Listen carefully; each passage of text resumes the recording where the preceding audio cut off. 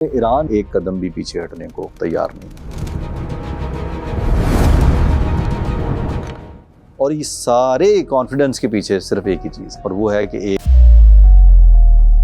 اور کیوں missile technology ضروری ہے، اس کے پیچھے تھی دو وجوہات میجر۔ ایرانی انقلابی جو ہیں جب وہ یو ایس ایمبیسی میں گھس رہے ہیں یہ ریکارڈ حاصل کرنے کے لیے، اس وقت اندر کیا چل رہا ہے کہ اندر وہ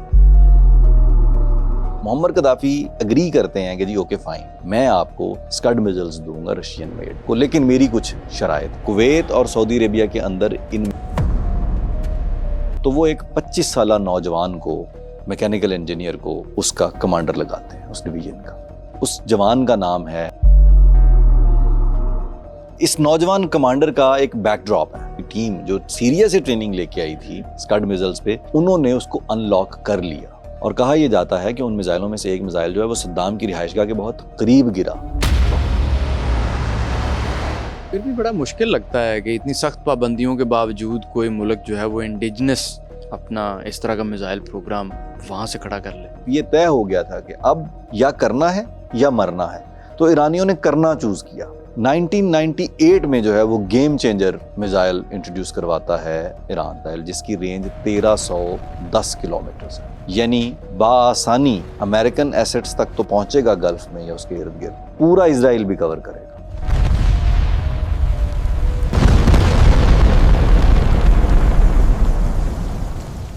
دنیا کی عسکری تاریخ میں ہمیں بے شمار ایسی داستانیں ملتی ہیں جہاں طاقتور ملکوں نے کمزوروں کو کچل دیا، لیکن تاریخ میں شاید ہی کوئی ایسی مثال ملتی ہو کہ جس کے پاس اپنی سرحدوں کے دفاع کے لیے ایک گولی تک بنانے کی ٹیکنالوجی نہ ہو۔ اس کے باوجود وہ 3 دہائیوں کے قلیل عرصے میں اپنے خطے کی سب سے بڑی میزائل طاقت بن جائے۔ جی ہاں، آج اس ایپیسوڈ میں ہم بات کریں گے ایران کے میزائل پروگرام کی۔ میں ہوں جواد احمد اور میرے ساتھ موجود ہیں Usman Raza. Welcome Usman. Thank you. Iran کب سے اتنی بڑی عسکری طاقت بن گیا کہ مغربی طاقتوں نے اس کو ایک تھریٹ محسوس کرنا شروع کر دیا؟ جواد، یہ جو تھریٹ بننے والی بات ہے، یہ 1979 سے پہلے تک تو سب ٹھیک تھا، کیونکہ ایران جو ہے وہ امریکا کا دوست تھا، یا یہ کہنا چاہیے کہ امریکہ ایران کا دوست تھا، اور دوست وہ اپنے اغراض کے لیے تھا، اپنی ضروریات کے لیے تھا، جو بھی ان کے انٹرسٹ تھے یہاں پہ ان کے لیے تھا۔ ملکوں کے درمیان دوستیاں جو ہیں وہ انٹرسٹ بیسڈ ہوتی ہیں، اسٹریٹجک ہوتی ہیں۔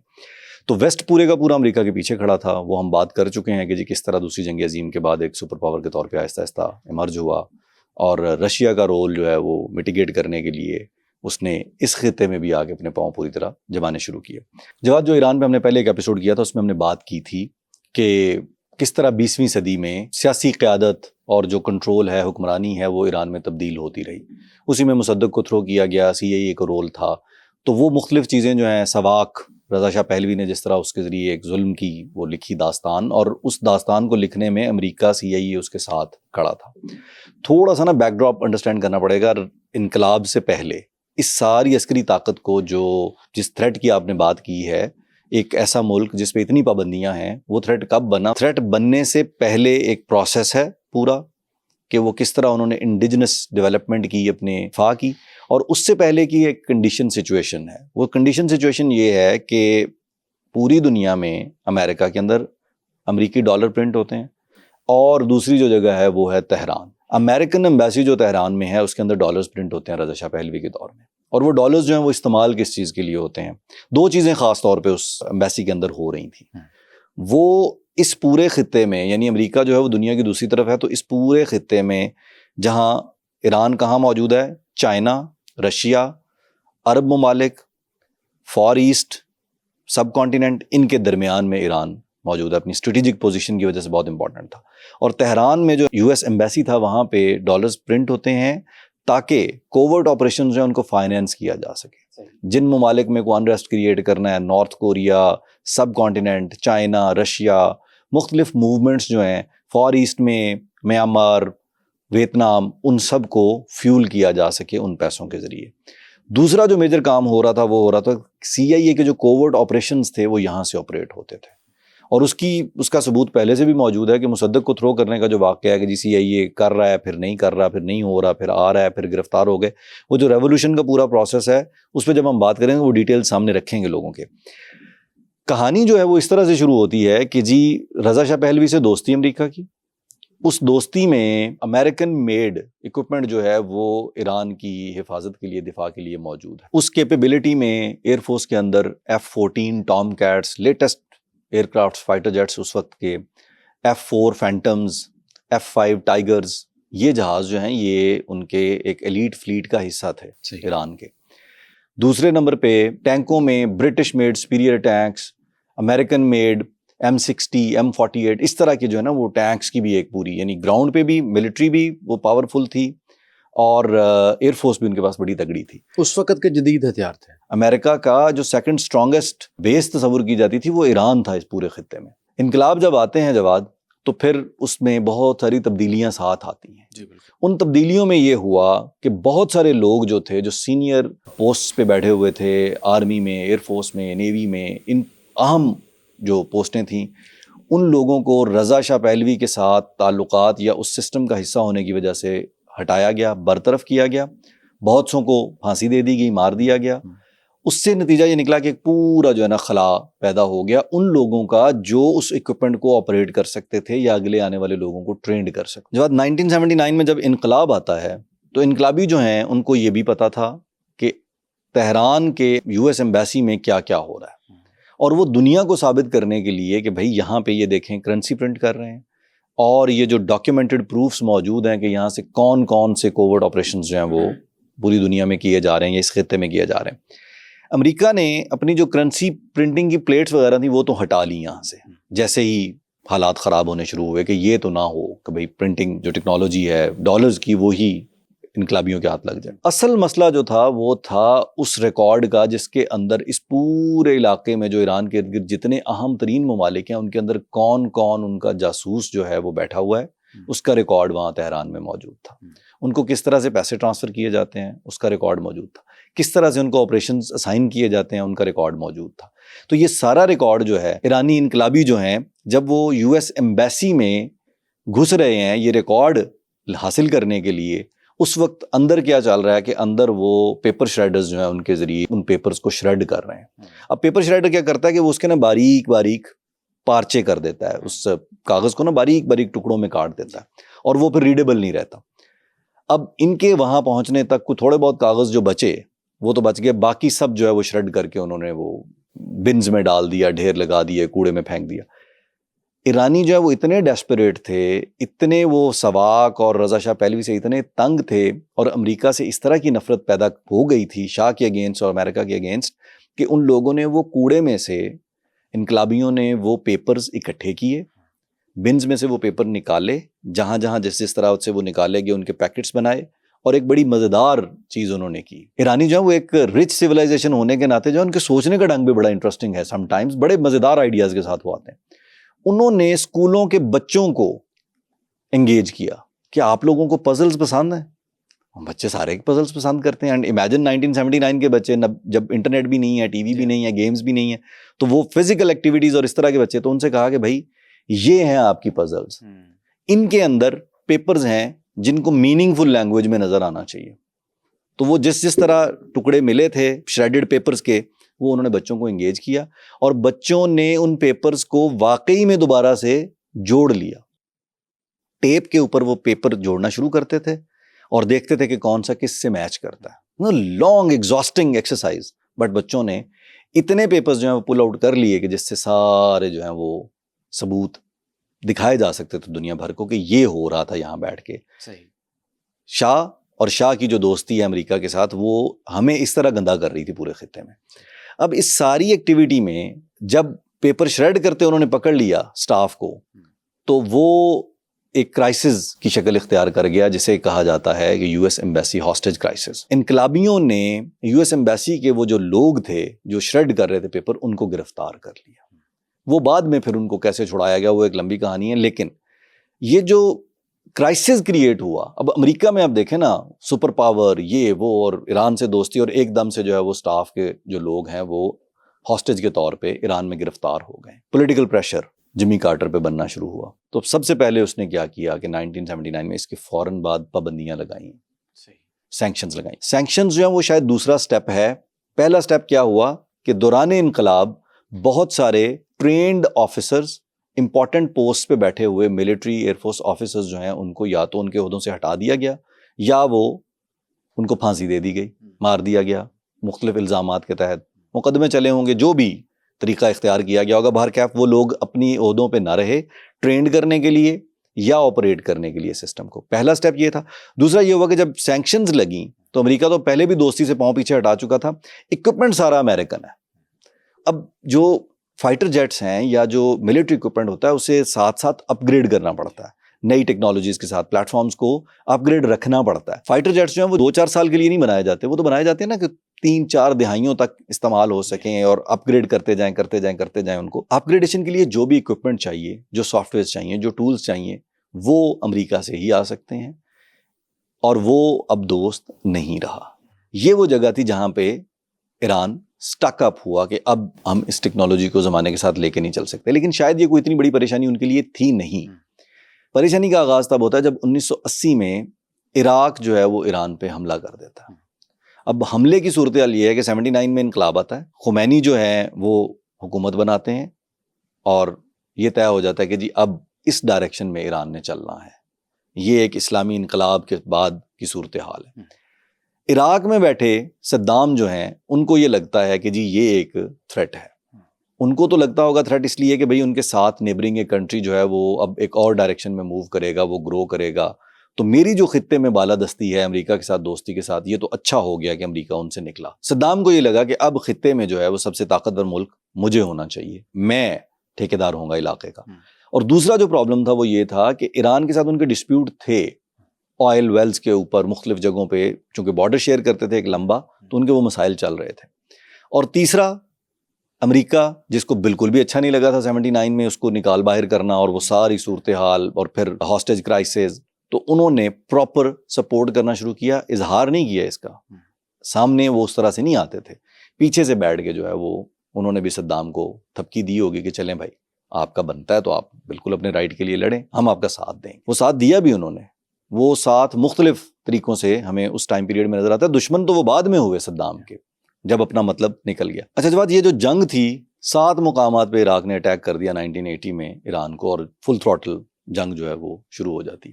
اب آپ امیجن کریں کہ ایران کے پاس جو جہاز ہیں وہ ان کو آپریٹ کرنے کے لیے سٹاف، لوگ، وہ چیزیں لمیٹڈ ہوتی جا رہی ہیں۔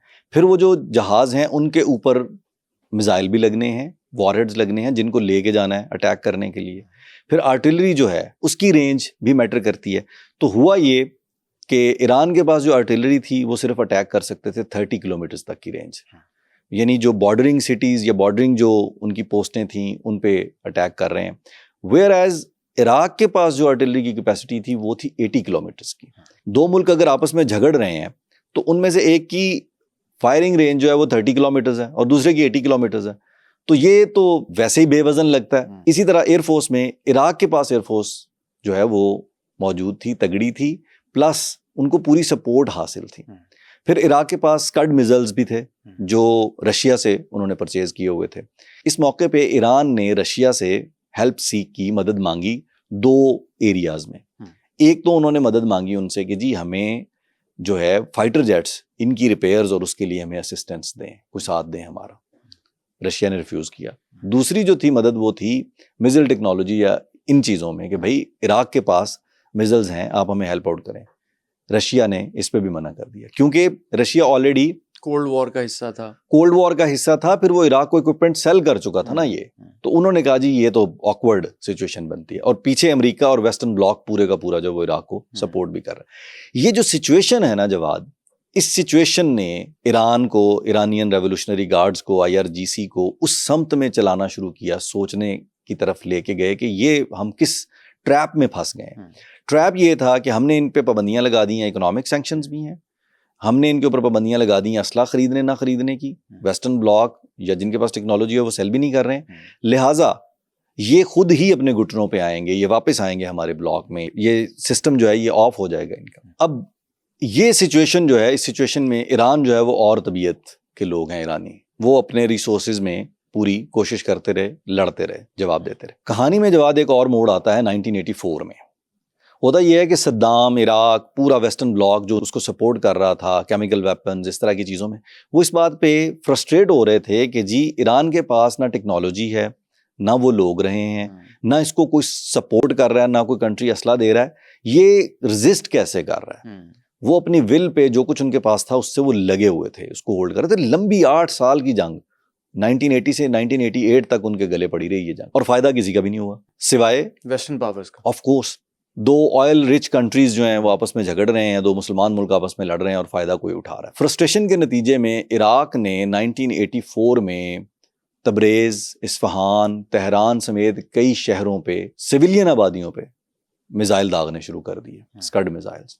مقصد ان کا یہ تھا کہ اگر ہم لوگوں کا، جو عام آدمی ہیں، سویلینز ہیں، جو لوگ ان کے ساتھ جڑے ہوئے ہیں، عوام کو کاٹ دیں گے تو شاید یہ مسئلہ حل ہو جائے گا، ہم اس جنگ میں برتری حاصل کر لیں گے. کو ایران کا ایک بڑا پورشن جو ہے وہ اندر کرنا چاہتے تھے، شامل کرنا چاہتے تھے، اس سے وہ 2-3 میجر فائدے لینا چاہتے تھے، آئل ریزروائرز، پھر ڈومیننس علاقے میں، خطے میں، اور تیسرا یہ تھا کہ تہران کا جو اسٹریٹجک ایکسیس ہے مختلف راستوں تک، اس کو وہ اس رینج میں لانا چاہتے تھے جہاں پہ وہ تہران کو کٹ آف کر سکیں جب چاہیں. لیکن ایران جو ہے وہ ریزسٹ کیے جا رہا ہے. تو اب جب وہ سویلینز پہ اٹیک شروع کیے تو یہ ایسی صورتحال بن گئی تھی کہ جس میں ایران جو ہے وہ بالکل سٹک اپ ہو گیا کہ اب تو بالکل ہی گلے پہ آ گئی ہے نا بات. جواد یہاں پہ ایران جو ہے وہ اپنے دفاع میں کیا کر رہا ہے؟ دفاع کے لیے ان کے پاس ایک چیز ایسی تھی جو آسرا دیے ہوئے تھی، وہ تھا American made MIM-23 Hawk air defence system. اور وہ بلسٹک میزلز یا جو عراقی اٹیکس تھے ان کے اگینسٹ اس کو بڑا ایفیشینٹلی یوز کر رہے تھے. 36 سے 40 کا نمبر جو ہے وہ سامنے آتا ہے کہ 36 سے 40 کے قریب انہوں نے عراقی جہاز گرائے اس ایئر ڈیفنس سسٹم کے تحت. یہ ایک ایسا ٹول تھا جو ان کے دفاع میں ایک امپورٹنٹ رول پلے کر رہا تھا.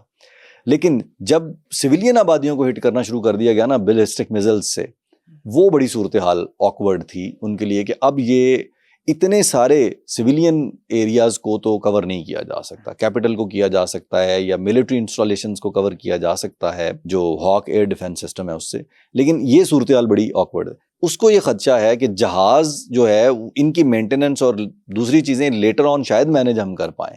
کسی دوسرے ملک کے اندر ایسے ایئر کرافٹس کو لے کے جانا، اور وہ بھی ملک ایسا جہاں بغداد جو ہے وہ کمپلیٹلی ریڈار سسٹمز کے ذریعے شیلڈڈ ہے، کورڈ تھا، وہاں لے کے جانا خطرے سے خالی نہیں تھا. اس کے باوجود 2 میجر اٹیکس جو ہیں وہ ایگزیکیوٹ کیے ایرانین ایئر کرافٹس نے، ایرانین جیٹس نے. وہ اسی احتیاط پہ کام کر رہے تھے کہ well lose the year craft, اور پھر جو اسلحہ ہے وہ بھی تو ضروری ہے اس کے ساتھ لگانے کے لیے، میزائل بھی چاہیے. تو یہ اس طرح کی سچویشن کا شکار تھا ایران. تو ایران نے اس دوران کسی اور ملک سے ملٹری اکوپمنٹ لینے کی کوشش نہیں کی؟ جب کولڈ وار کے اس ایرا میں وہ رشیا کی طرف تو دیکھتے رہے کہ بھائی امریکہ کے اگینسٹ، امریکہ ان کو سپورٹ کر رہا ہے تو رشیا، لیکن رشیا نے اپنی پوزیشن جو ہے نا وہ خود اپنے مسائل میں گھرا ہوا تھا، کولڈ وار میں گھرا ہوا تھا. پھر افغانستان کا چیپٹر لیٹر آن ہوتا ہے، مختلف چیزیں جو ہیں وہ چل رہی تھیں آلریڈی ان کے اپنے ہاں بھی. لیکن نا اسی ٹائم پیریڈ کے فوراً بعد جو ہے وہ USSR ٹوٹ جاتا ہے، تو وہ اپنے اندر اتنے بڑے ملک کو جوڑنے توڑنے کی کوشش میں مصروف تھے، تو وہ نئے پریشر پوائنٹس نہیں اوپن کرنا چاہتے تھے اپنے لیے.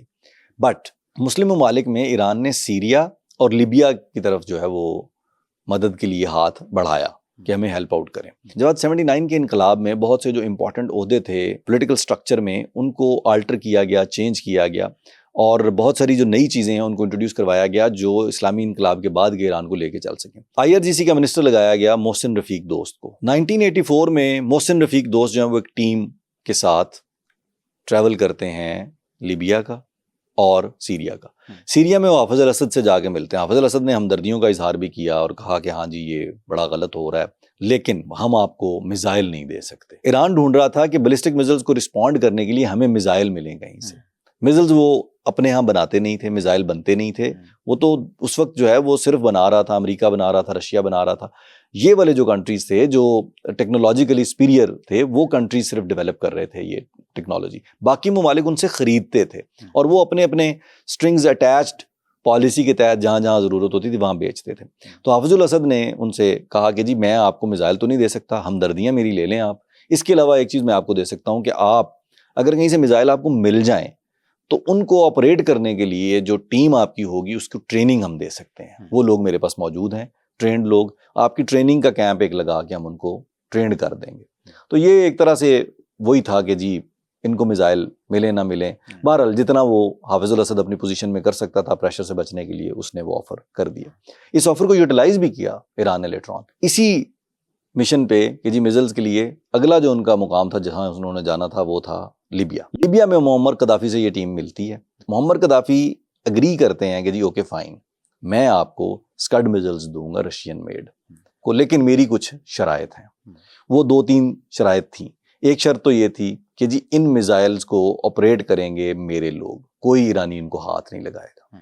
اس کے پیچھے بات یہ تھی کہ جی ایرانی جو ہیں وہ لرن کر لیں گے تو پھر ہمارا جو ہے وہ اپر ہینڈ وہ مائنس ہو جائے گا. میں اپنی ٹیکنیکل ٹیم بھیجوں گا, وہ ٹیکنیکل ٹیم ان میزائلوں کو آپریٹ کرے گی. نمبر 1. نمبر 2, آپ کو میں 4 مقامات جو دے رہا ہوں نا, آپ ان 4 مقامات پہ کویت اور سعودی عربیہ کے اندر ان میزائلوں کو فائر کریں گے. یہ بہت ہی ایک آکورڈ سی سچویشن تھی ایران کے لیے کہ عراق کے ساتھ وہ آلریڈی جنگ میں ہے اور اب جو ہے وہ کویت اور سعودی عربیہ کو بھی وہ اٹیک کرے. لیکن ان سٹرنگز کے ساتھ اس کے اپنے انٹرسٹ تھے معمر قذافی کے کہ وہ کو اور چیزیں اچیو کرنا چاہتا تھا. اس کمٹمنٹ کے بعد کہ جی سیریا سے ٹریننگ مل سکتی ہے اور لیبیا ہمیں میزائلز دے دے گا. واپس پہنچنے کے بعد محسن رفیق دوست کی جو ٹیم ہے وہ جب واپس آتی ہے تو وہ یہاں آ کے سب سے پہلے ایک ڈویژن کریٹ کرتے ہیں. اس ڈویژن کا کام یہ ہے کہ وہ میزائلز کو آپریٹ کرے گا.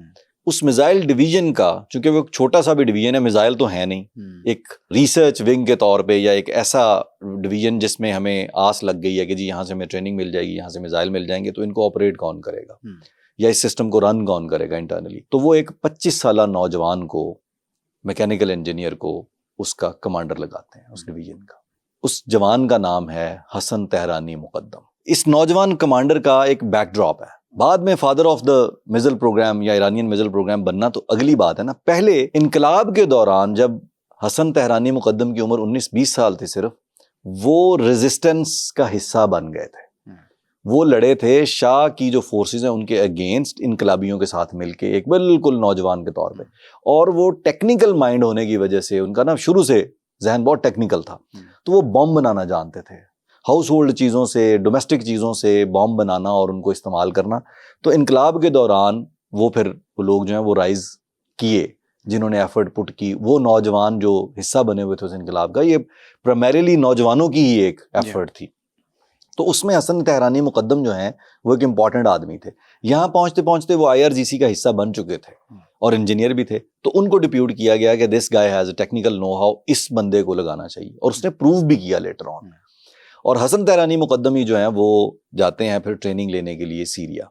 اب دیکھیں سیریا وہ پہنچتے ہیں, 13 لوگوں کی ٹیم ہے جس کو لیڈ کر رہے ہیں حسن تہرانی مقدم. وہاں پہنچتے ہیں تو جو سیرین شام کے جو انجینئرز اور وہ جو لوگ آپریٹ کرتے تھے میزائلز کو, وہ ان کو موک کرنے شروع ہو گئے, مذاق اڑاتے تھے ان کا کہ بھائی یہ 3 سال کی ٹریننگ ہے, آپ لوگ آ گئے ہیں کہ جی ایک شارٹ کورس کر کے ہم لے لیں گے, ایسے نہیں ہوتا.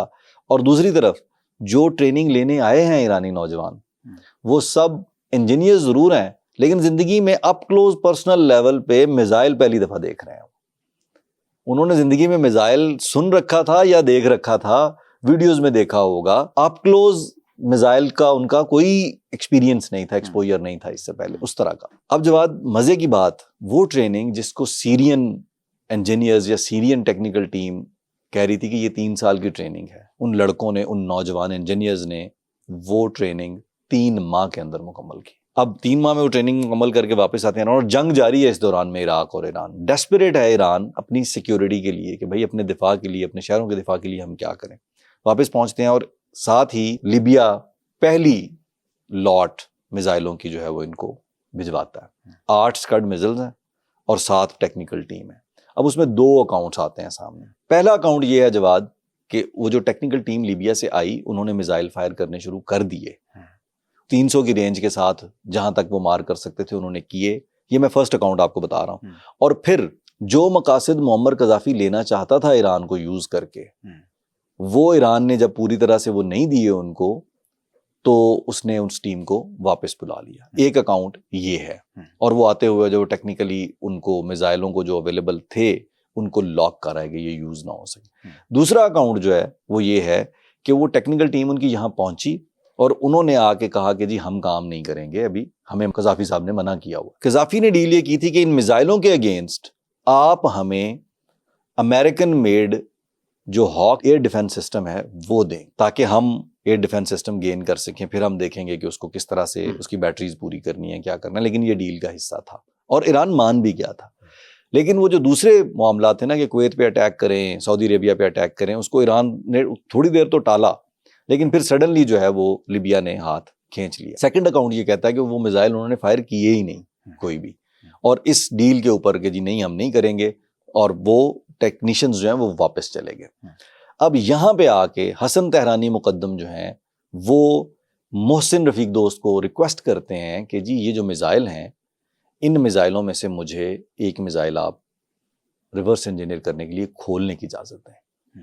تو جب بعد ہر دو صورت میں اگر وہ سٹاک پائل جو موجود تھا اس کو لاک کر کے ٹیکنیشینز چلے گئے تھے یا کچھ فائر کر کے کچھ چھوڑ کے چلے گئے تھے، تو اکاؤنٹ یہ ہے ایک کہ جی وہ لاک کر کے گئے تو حسن تہرانی مقدم اور ان کی ٹیم جو سیریا سے ٹریننگ لے کے آئی تھی اسکڈ میزلز پہ، انہوں نے اس کو ان لاک کر لیا، اس پہ ایکسپیریمنٹ کر کے، تجربے کر کے، کوشش کر کے اپنے ایفرٹ سے اس کو ان لاک کر لیا، اور وہ میزائل جو ہیں وہ پھر عراق پہ داغے انہوں نے، جس سے ایک میسج تو فوری طور پہ عراق کو گیا، اور کہا یہ جاتا ہے کہ ان میزائلوں میں سے ایک میزائل جو ہے وہ صدام کی رہائش گاہ کے بہت قریب گرا، جس کے اوپر پوری جو ہے وہ صدام کی جو کور ٹیم تھی وہ اکٹھے ہو کے بیٹھی، اور they were very much concerning about this کہ جی یہ کیا ہوا۔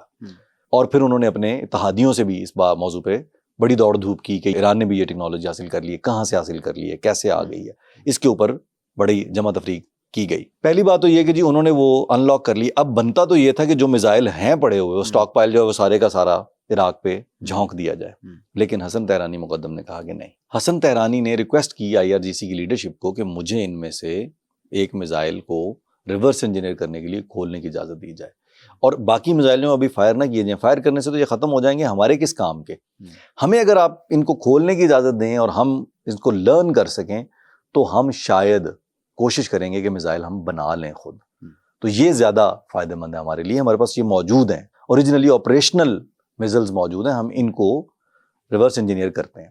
تو ان کو اجازت ملی، اور حسن تہرانی کا یہی اصل میں کمال تھا کہ وہ جو ہیں وہ سینکڑوں ہزاروں پرزوں سے بنے ہوئے میزائل، بڑے کمپلیکیٹڈ سرکٹس، اور ان کے اندر پھر لیکوڈ فیول ڈلتا تھا، وہ فیول کہاں ڈلے گا، کیسے ہوگا، کتنی دیر رکھا جا سکتا ہے، یہ ساری چیزیں جو ہیں ان کو مینیج کرتے ہوئے جو بعد انہوں نے ان کو ریورس انجینئر کیا، اور لیٹر آن پھر اپنے میزائل بنانے میں بھی وہ کامیاب ہو گئے۔ صحیح۔ اس دوران میں ایک اور بڑی انٹرسٹنگ کہانی ہوتی ہے، وہ یہ ہے کہ 1985-86 میں ایک اسکینڈل سامنے آیا جس میں یہ پتا چلا، بلکہ اس پہ ایکسپلینیشن دی تھی بعد میں رونلڈ ریگن نے آ کے قوم کو خطاب کر کے، وہ یہ تھا کہ لبنان میں کچھ امریکنز کو ہاسٹیج بنا لیا گیا تھا۔ ان ہاسٹیجز کو چھڑوانے کے لیے امریکہ نے ایران سے رابطہ کیا، کیونکہ وہ ہاسٹیجز حزب اللہ نے پکڑے تھے، اور اس ڈیل میں کہ جی آرمز فار ہاسٹیجز کی ڈیل یہ ہوئی کہ ہم آپ کو آرمز دیتے ہیں جن کی آپ کو ضرورت ہے عراق کے خلاف۔ اب دیکھیں کیسی مزیدار سچویشن ہے کہ عراق کو وہ بیک کر رہے ہیں، کمپلیٹلی سپورٹ دے رہے ہیں ایران کے خلاف، اپنے ہاسٹیج چھڑوانے کے لیے اب ایران کو کہہ رہے ہیں کہ جی ہم آپ کو بھی سپورٹ دیتے ہیں۔ اس ڈیل میں امریکہ نے خفیہ طور پہ ایران کو 2000 کے قریب TOW اینٹی ٹینک میزائلز دیے، اس کے علاوہ انہوں نے کوئی 18 میزائلز دیے جو ہاک ایئر ڈیفنس سسٹم میں لگتے تھے، اور پلس دیگر اکوپمنٹس بھی دیے جو جہازوں میں اور دوسری چیزوں میں استعمال ہوتا تھا خفیہ طور پہ۔ اور یہ اسکینڈل جو 86 میں سامنے آ گیا، پھر رونلڈ ریگن نے آگے بتایا کہ جی وہ ہم نے تو کرائسس کریٹ ہوا تھا، ہاسٹیجز کو چھڑانے کے لیے یہ کیا وہ گیا، لیکن ایک انٹرنیشنل سبکی جو ہے اس کا سامنا کرنا پڑا، جو امریکہ کو تاریخ میں تقریباً ہر دوسرے سال میں کرنا پڑتا ہے، ابھی بھی اسی طرح کی صورتحال چل رہی ہے۔ تو اس میں بھی تھوڑی سی سپورٹ ٹیکنیکل وہاں سے بھی آ گئی تھی، ان کو مارجن مل گیا تھا، صحیح۔ لیکن جو ہے وہ اصل ڈیولپمنٹ جو ہے وہ انڈیجنس ہے، وہ جو ریورس انجینئرنگ سے اسکڈ کو کھول کے کہانی شروع ہوتی ہے اور بڑے لمیٹڈ سے ڈسٹینس پہ مار کرنے والے میزلز بنانے سے کہانی شروع ہوئی، وہ پھر بہت آگے تک لے کے جاتی ہے بات۔ پھر بھی بڑا مشکل لگتا ہے کہ اتنی سخت پابندیوں کے باوجود کوئی ملک جو ہے وہ انڈیجنس اپنا اس طرح کا میزائل پروگرام وہاں سے کھڑا کر لے۔ جواد وہ اس طرح سے نہیں ہوا کہ سڈنلی انہوں نے بس اسے کھولا اس میزائل کو اور انہیں سمجھ آ گئی کہ بھئی ایسے بنتا ہے، اور وہ پرزے بنانے شروع کر دی۔ اس کے باوجود بہت سارے ٹیکنیکل اکوپمنٹس، چیزیں جو نہیں ڈیولپ ہوئی، صرف اس کا کور تھوڑی بنانا ہوتا ہے، کوئی اسٹیل کی چیزیں تھوڑی ہیں، اس میں بہت سارے الیکٹرانکس، الیکٹریکل اکوپمنٹس، چیزیں اندر اس کے انسٹال ہونی ہوتی ہیں، لگنی ہوتی ہیں۔ پہلا جو میزائل انہوں نے ڈیولپ کیا وہ 1987 میں کیا۔ جب اسی جنگ کے دوران میں ہی انہوں نے ریورس انجینئرنگ سے اس کو تو بیلسٹک ٹیکنالوجی کو تو انڈرسٹینڈ کرنے کی کوشش کی، اس کے ساتھ ساتھ انہوں نے جو پہلا میزائل ڈیولپ کیا حسن تیرانی مقدم اور اس کی ٹیم نے، اس کا نام تھا نازیات 6۔ 70 کلومیٹر کی کم رینج کے ساتھ بھی یہ میزائل اس لیے امپورٹنٹ تھا کہ نمبر 1، جب آپ کی آرٹلری کی رینج صرف 30 کلومیٹر ہو اور آپ کے پاس ایک 70 کلومیٹر تک فائر کرنے کے لیے ایک میزائل یا ایک ایسی چیز بنانے میں آپ کامیاب ہو جائیں جو استعمال ہو سکے دشمن کی ٹیریٹری میں 70 کلومیٹر تک، تو یہ ایک ایڈوانٹیج ہے۔ دوسری بات یہ کہ یہ آپ نے انڈیجنسلی ڈیولپ کیا ہے، یہ ایران کے اندر بن رہا تھا۔ جو پابندیاں لگنی شروع ہوئیں 79 میں اور وہ لگے جا رہی ہیں، ان کا یہ فائدہ بھی ہونا شروع ہوا کہ بھائی یہ طے ہو گیا تھا کہ اب یا کرنا ہے یا مرنا ہے، تو ایرانیوں نے کرنا چوز کیا کہ بھائی ہم یہ کر کے ہی رہیں گے، اور جتنی بھی اس کے بعد ڈیولپمنٹ انہوں نے کی ہے وہ انڈیجنس ہے، ہیلپ ملتی رہی تھوڑی بہت جہاں سے وہ لے سکتے تھے خفیہ طریقے سے یا ادروائز، لیکن اتنی شدید پابندیوں میں کہ جب سوئفٹ تک بند ہو، آپ بینک ٹرانزیکشن ہی نہیں کر سکتے، کہیں سے آپ نے کوئی جائز چیز بھی خریدنی ہے، کمپیوٹر کا بھی کوئی پرزہ بائی کرنا ہے تو آپ اس کے لیے ٹرانزیکشن پیسے نہیں بھیج سکتے باہر، آپ کے پاس ڈالرز نہیں ہیں، آپ کے پاس انٹرنیشنل سسٹم وہ موجود نہیں ہے جس سے کرنسی ایک سے دوسری جگہ موو کرتی ہے۔ 70 kilometres for the first attempt was good enough, تو یہ ایک حوصلہ افزا چیز تھی ان کے لیے، اس پہ انہوں نے 87 میں دوران جنگ وہ بنایا بھی اور پھر اسے استعمال بھی کیا۔ مطلب ایک بڑی عمارت کھڑی کرنے کے لیے پہلی اینٹ انہوں نے اس میزائل کے ساتھ رکھ دی تھی۔ جی بالکل، اور یہ اسی عمارت میں دوسری اینٹ جو ہے وہ بھی نازیات 10 تھا، اس کی رینج تھی 150 کلومیٹر۔ آہستہ آہستہ سٹیپ بائی سٹیپ جو ہے وہ 70 کلومیٹر سے 150 کلومیٹر تک پہنچے ہیں، رینج بہتر ہونی شروع ہوئی، اور 1988 میں ہی نازیات 10 کے بعد زلزال 1 بنایا انہوں نے۔ ڈیزائن ڈفرنٹ تھوڑا، رینج 130 کلومیٹر تھوڑی کم، لیکن اس میں صرف رینج نہیں ہوتی، ایکوریسی میٹر کرتی ہے میزائل کے اندر اس کی مینوفیکچرنگ کاسٹ میٹر کرتی ہے، اس میں یہ میٹر کرتا ہے کہ یہ سالڈ فیول ہے یا یہ لیکوڈ فیول ہے، اور وہ پھر سٹیپ بائی سٹیپ آگے بڑھ رہے تھے۔ تو زلزال جو ہے وہ بھی 1988 میں ڈیولپ ہوا، اور یہاں سے ہی جو ہے وہ طاقت کا توازن بدلنا شروع ہوتا ہے۔ تو 1988 تک 8 سال اگریسر جو ہے وہ زور لگاتا رہا صدام اپنے شمالی بارڈرز پہ، لیکن وہ ایران کو پیچھے نہیں ہٹا سکا۔ آخر کار جو ہے وہ امریکہ نے چھلانگ لگائی، اور پھر جناب یونائٹڈ نیشنز اور صلح اور جی سیز فائر طے ہو جائے گا اور یہ ہوگا، وہ بھی بڑا ڈیروگیٹری سا کہ جی وہ ہم ایک آفر دے رہے ہیں یہ والی، اگر ایران اس کو لے لیتا ہے تو ٹھیک ہے، نہیں تو پھر ہم دیکھیں گے کہ کیا کرنا ہے۔ ایران اگریسر ہی نہیں ہے، اور وہ فوراً اس کا رول اگریسر کا اس لیے بنا دیا گیا یونائٹڈ نیشنز میں پوری دنیا میں، کیونکہ اب وہ میزائل ڈیولپ کرنے شروع ہو گئے ہیں، پابندیاں لگائی جا رہے ہیں، وہ اپنے کام میں لگے ہوئے ہیں، اور انہوں نے یہ پروو کرنا شروع کر دیا کہ ہم جواب دے سکتے ہیں اپنی فیس سیونگ کے لیے، صدام کی فیس سیونگ کے لیے۔ یہاں تک صدام دوست ہی تھا، تو وہ یہ کیا کہ جی ہم ایران کو کہہ رہے ہیں کہ وہ سیز فائر اناؤنس کرے، کہ جیسے ایران نے اٹیک کیا ہو، جبکہ اٹیک پہلا عراق کی طرف سے ہوا تھا، صدام کی طرف سے ہوا تھا۔ اینی ویز 1988 میں سیز فائر ہو جاتا ہے، وہی پری وار جو بارڈرز تھے ان کے مطابق۔ اس دوران میں عراق نے بیلسٹک میزائل استعمال کیے، لانگ رینج آرٹلری یوز کی، انہوں نے شہروں پہ اٹیک کیے، عراق نے سویلینز کو مارا، اور کس کی شے پہ؟ ویسٹرن بلاک کی شے پہ۔ اور انہوں نے تو میرا خیال ہے بایولوجیکل ویپنز میں بالکل وہی کہنے لگا تھا کہ کیمیکل ویپنز جو ہیں ان کا استعمال بھی کیا، جو بارڈرنگ ٹاؤنز تھے ان کے اندر ایون سویلینز پہ بھی یوز کیے۔ اس کے تو بعد میں بہت سارے پروف سامنے آئے، اور یہی پھر وہ میزائل اور وہ تھے بایولوجیکل ویپنز اور کیمیکل ویپنز جن کو ریکور کرنے کے لیے امریکہ بہادر نے 90 کی دہائی میں پھر عراق کو بھی جو ہے وہ تج دیا کہ آئیں اب آپ سے بھی ہم پتہ کرتے ہیں، اور وہ سلسلہ پھر جاری رہا۔ بڑا میسو لاس جو ہے وہ دیکھنے کو ملا، دونوں طرف کے جو نقصانات ہیں نا انسانی جانوں کے، وہ 5 سے 10 لاکھ کے درمیان۔ اب آپ دیکھیں کہ جی ایک اگریسر کو تو ہولڈ کر لیا، دوسری طرف جو ہے وہ پاسداران انقلاب یعنی IRGC حسن تیرانی مقدم جو ہے وہ اپنی پوزیشن اسٹیبلش کر چکے ہیں کہ جی میں ایک انوویٹر بھی ہوں، میں ایک میزائل کریٹر بھی ہوں، تو وہ میزائل ٹیکنالوجی کے لیڈر جو ہیں اس کے طور پہ وہ ابھر کے سامنے آتے ہیں۔ لیکن ایک طے ہو جاتا ہے فیصلہ، یہ بھی اگین حسن تیرانی مقدم نے ہی یہ پرپوز کیا تھا کہ چونکہ میں اس پروگرام کو لیڈ کر رہا ہوں، یہ دیر پا امن کی ضمانت نہیں ہے جب تک ہمارے پاس یہ ٹیکنالوجی میزائل کی ہوگی نہیں۔ اور کیوں میزائل ٹیکنالوجی ضروری ہے، اس کے پیچھے تھی 2 وجوہات میجر۔ نمبر 1 کہ ایک تو یہ کہ ہمیں اب یہ بنانے آ گئے ہیں، ہمیں ان کا ڈھنگ آ گیا، کچھ میزائلز کے بارے میں ہمیں نو ہاؤ ہو گئی ہے، وہ پنجابی میں کہتے ہیں نا سانو تھوڑا ول آ گیا ہے ایس کام دا، تو وہ ایک تو یہ ہے کہ ہم تھوڑا ہاتھ سیدھا ہو گیا ہمارا اس کے بعد۔ دوسرا یہ کہ جی جو ایئر سپیریورٹی ہے اس میں ایئر فورس اور جو جیٹس ہیں اور جو ایئر ڈیفنس سسٹمز ہیں وہ اتنا مہنگا ہے وہ سب کچھ کہ یہ بہت زیادہ کاسٹ افیکٹو، اگر ہم 1000 کلومیٹر سے زیادہ رینج کے میزائل بنا لیں اور اسرائیل تک میزائل پہنچانے میں کامیاب ہو جائیں, وہ رینج اپنی بنا لیں, تو یہاں پہ سب سے بڑا جو ایلائی ہے امریکہ کا وہ اسرائیل ہے. اور اسرائیل ہے اس خطے میں سب سے بڑی جھگڑے کی وجہ, جو فلسطین پہ, لبنان پہ, جارڈن پہ سب کچھ چھیڑنے سے باز نہیں آ رہا, نمبر 1. اور دوسرا جو ٹارگیٹ تھا ان کا وہ تھا خلیج فارس کے اندر امریکن جو نیوی کے ایسٹس تھے ان کو اٹیک کرنے کی کیپیسٹی بلڈ کرنا. تو حسن طہرانی مقدم دیکھیں نا کہ وہ ایک ویژنری آدمی تھا. حسن طہرانی مقدم کا نام تاریخ میں کبھی یاد کرے گی تو وہ بڑے سنہری حروف سے اس کا نام لکھیں گے کہ بھائی کچھ نہ ہوتے ہوئے ایک میزائل کھولا اور اس سے جو ہے وہ طریقہ سیکھ کے کس طرح سے ملک کو وہاں لا کے کھڑا کر دیا کہ وہ پورے خطے میں سب کی آنکھوں میں آنکھیں ڈال سکتا ہے, دشمن کو یہ بتا سکتا ہے. یقیناً بڑی کامیابی تھی. ہاں جی, اور وہ بھی صرف میزائل ٹیکنالوجی میں. اب دیکھیں ایران کی ایئر فورس آج بھی کوئی ایئر فورس نہیں ہے ان کے پاس. اس کے بعد کوئی ایئر کرافٹ انہوں نے خریدنے کی زحمت نہیں کی کہ جی ہمیں کو بہت زیادہ مہنگے ایئر کرافٹ خریدنے کی ضرورت نہ, وہ خرید سکتے ہیں اس طرح سے.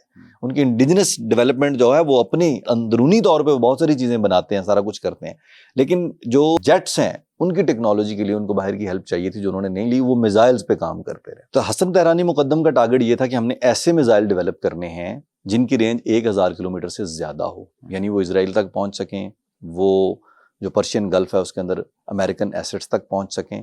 تو یہ ایک ڈیٹرنس کا ہمارے پاس میکنزم موجود ہوگا کہ ڈیٹرنس کی ایک ریزن ہوگی, ہم پہ اٹیک کرنے سے پہلے کوئی سوچے گا. اور دوسرا ٹارگیٹ ان کا یہ تھا کہ جی ہم نے وہ میزائل بنانے جن کی ایکوریسی بہتر ہو, سی ای پی بہتر ہو.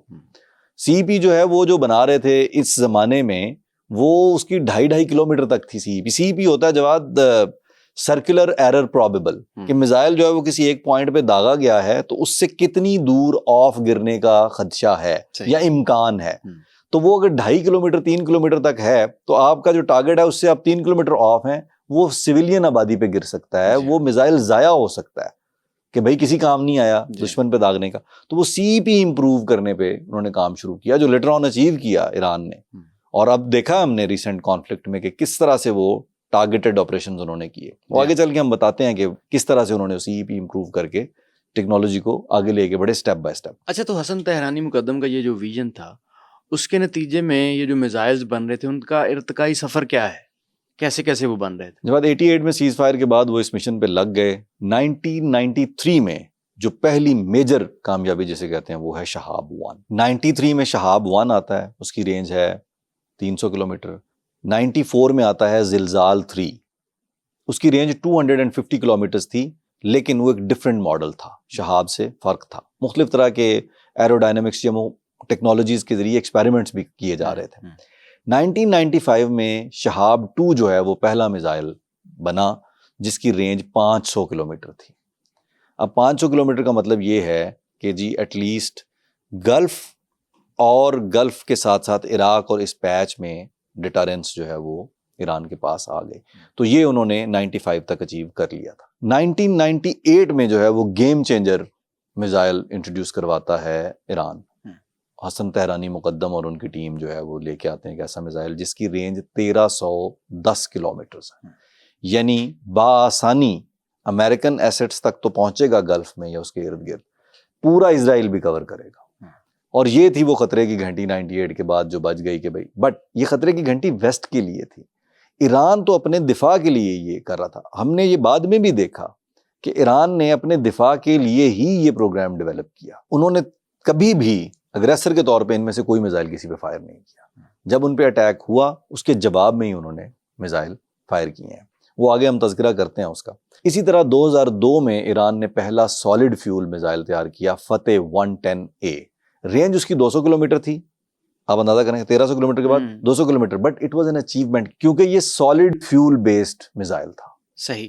سالڈ فیول بیسڈ جو ہے وہ کیسے امپورٹنٹ ہے؟ جب لیکوڈ فیول اور سالڈ فیول میزائل جو ہیں ان میں فرق یہ ہے کہ جو سالڈ فیول میزائل ہے اسے آپ سٹور کر سکتے ہیں, اس کے اندر جس فیول پہ اس میزائل نے چلنا ہے وہ پاؤڈر کیمیکل کی فارم میں اس کے اندر رکھ دیا جاتا ہے اور اسے سٹور کیا جا سکتا ہے. ویئر ایز جو لیکوڈ فیول میزائل ہوتا ہے اس کو پہلے لانچر پہ آپ نے لگانا ہے جہاں سے فائر ہونا ہے اس نے, جو کہ ایک اوپن سپیس ہوگی, وہاں رکھ کے پھر اس کے اندر فیول فل کیا جاتا ہے.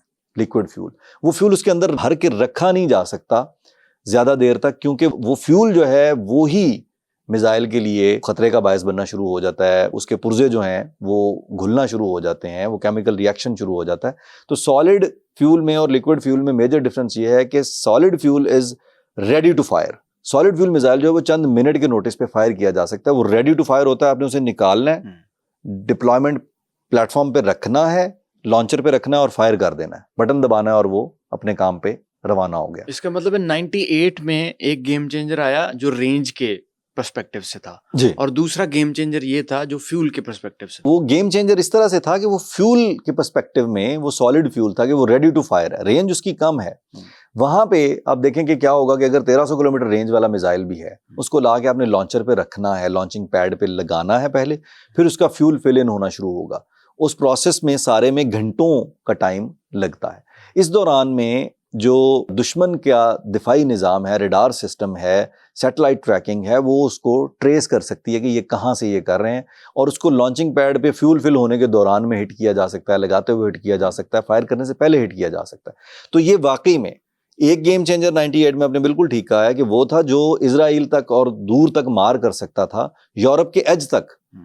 اور دوسرا جو ہے وہ گیم چینجر یہ تھا کہ اب سالڈ فیول پہ بھی انہوں نے وہ حاصل کرنا شروع کر لیا تھا کہ کیپیبلٹی کہ ہم سالڈ فیول بھی ڈیولپ کر سکتے ہیں. جو انٹرسٹنگ بات ہے, جو جینیس ہے اس کے اندر, وہ یہ ہے کہ جی ہر طرح کی ٹیکنالوجی ٹوٹلی انڈیپینڈنٹلی بلڈ کر رہے ہیں وہ ایکسپیریمنٹس کر کے. تو 2002 میں وہ یہاں پہنچ جاتے ہیں. اس کے علاوہ ساتھ ساتھ کیا چل رہا ہے جواد کہ 1996 میں اسی میزائل پروگرام کو سامنے رکھتے ہوئے بل کلنٹن نے پابندیاں لگائیں ایران کے اوپر مزید کہ یہ کمپنیز جو ہیں ان کے ہم پابندیاں. 2000 میں پھر مزید پابندیاں لگائی گئیں کہ جی اب یہ کمپنیاں, یہ نام, ان کے ساتھ کوئی بزنس نہیں ہوگا, کوئی اور نہیں یہ کرے گا, فلاں نہیں کرے گا, ہم بھی نہیں کریں گے, ہم کرنے بھی نہیں دیں گے. تو یہ چل رہا ہے ساتھ میں سلسلہ. 2002 میں سالڈ فیول کے ساتھ فتح 110A بنتا ہے, اور 2003 میں امریکہ جو ہے وہ عراق پہ اٹیک کر دیتا ہے. اور جب 2003 کا یہ جو عراق پہ اٹیک ہے امریکہ کا, اس نے ایران کو فردر سوچنے پہ مجبور کیا کہ ہمیں اپنی حفاظت کے لیے ڈیٹرنس لیول جو ہے اسے اور انکریز کرنا پڑے گا. اور عراق پہ اس اٹیک کے بعد ایران نے نہ صرف میزائل ٹیکنالوجی اور ان کے اوپر کام کیا, اس کے علاوہ انہوں نے اپنی جو وار اسٹریٹجی اور ڈاکٹرائنز تھیں ان پہ بھی کام کیا. یہ جو مشہور زمانہ آج کل جس کا تذکرہ ہوتا ہے جی موزائک ڈاکٹرائن, یہ بھی ماڈیفائی عراق اٹیک کے بعد کی ایران نے, اور پھر اس کے اوپر انہوں نے 20 سال لگا کے دبا کے کام کیا, تو ہی 2024-25 میں وہ جواب دے پائے ہیں اسرائیل اور امریکہ کو. اسی میزائل ٹیکنالوجی کے اندر سپیریورٹی لاتے ہوئے ایران نے جو ہے وہ 2005 میں قدر ایف اور 2006 میں قدر ایچ جو ہے وہ لانگ رینج میزائل بنائے. ان میں سے قدر ایف جو ہے 2005 میں بنایا گیا, اس کی رینج تقریباً 2000 کلومیٹر تھی, اور جو قدر ایچ تھا اس کی رینج جو ہے وہ بھی تقریباً 1600-1700 کلومیٹر تھی. یعنی آپ دیکھیں کہ 2000 کا وہ جو ایک ٹارگٹ تھا یا ایک بیریئر تھا وہ بھی اچیو کر لیا. اب یورپ کا بھی ایک حصہ پورے کا پورا جو ہے وہ ایران کی رینج میں, اگر ایران اپنے ویسٹرن بارڈرز سے میزائل فائر کرتا ہے تو وہ یورپ تک جا سکتے ہیں. مقصد فائر نہیں کبھی انہوں نے کیا, لیکن ڈیٹرنس پوز کرنے کے لیے کہ جی آپ کے جتنے الائز اور وہ ہیں, آپ ہمیں تنگ کریں گے تو ہمارے پاس اس کا جواب دینے کے لیے اب ٹولز موجود ہیں. اور باقی دنیا میں مختلف قوموں نے مختلف چیزوں پہ کام کیا, ایئر فورسز پہ کام کیا, جیٹس بنائے, نیوکلیر پاکستان نے جس طرح نیوکلیر اچیو کر کے ڈیٹرنس کریٹ کیا کہ جی ہم دشمن کو نیوکلیر ٹیکنالوجی کے ساتھ روک سکتے ہیں. ایران اس پوزیشن میں نہیں تھا, تو انہوں نے جو راستہ ان کو سمجھ آیا اس کے اوپر رہ کے انہوں نے اس کو ساتھ ساتھ ڈیولپ کرتے رہے. تو 2005-06 تک پہنچتے پہنچتے وہ 2000 کلومیٹر کی رینج تک کے میزائل بنانے میں کامیاب ہو چکے تھے. اینڈ اگین ریٹریٹ کروں گا میں اس بات کو کہ انڈیجنسلی چائنا رشیا کے ساتھ یہاں تک آتے آتے تھوڑی بہت الائنمنٹ بننی شروع ہو گئی تھی, لیکن چائنا جو ہے وہ اکنامکلی جو اسٹرانگ ہوا ہے وہ 2009-10 کے بعد ہونا شروع ہوا. اس نے اپنا رول جو ہے وہ ریڈیفائن کرنا شروع کیا, تو پھر ذرا سی اور چیزوں میں کچھ سپورٹ ملنی شروع ہوئی ہوگی. یہاں تک جو ہے وہ ایران وہ اپنے بلبوتے پہ ہی کھیل رہا تھا. عثمان, ابھی تو یہ بھی کہا جاتا ہے کہ ایران کے پاس شاید 4000 کلومیٹر رینج والے میزائلز بھی موجود ہیں. جواد گیم چینجر جو ہے وہ سجیل فیملی ہے, اور اس کے ساتھ ساتھ دوسری جو چیز تھی وہ تھی ڈرون ٹیکنالوجی.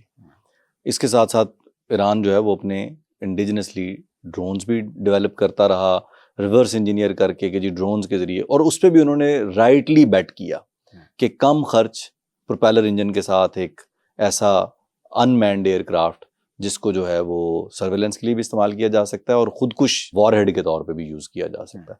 اور اب دیکھیں نا صورتحال یہ ہے کہ یوکرین کے اندر رشیا جو ہے وہ ایرانین میڈ ڈرونز یوز کر رہا ہے. وہی رشیا جس سے ایران نے 2 دفعہ مدد مانگی, 2 مختلف شعبوں میں نہیں دی, لیکن ملکوں کے تعلقات تو پھر اسی طرح چلتے ہیں اسٹریٹجیز کے ساتھ، اور کہ جی کہاں پہ انٹرسٹ ہے.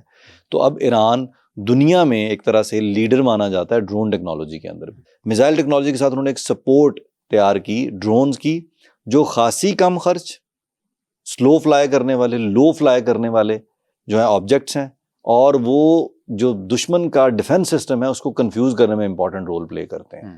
پلس یہ ہے کہ جی کاسٹ ہی کوئی نہیں ہے، اس کے اگینسٹ جو دشمن کا نقصان ہوگا یا اس کو ڈیفنس کے لیے جو ایئر ڈیفنس سسٹم نے جو میزائل فائر کرنے ہیں ان کی قیمت میں اور ڈرونز کی قیمت میں زمین اور ساتویں آسمان کا فرق نکل آتا ہے.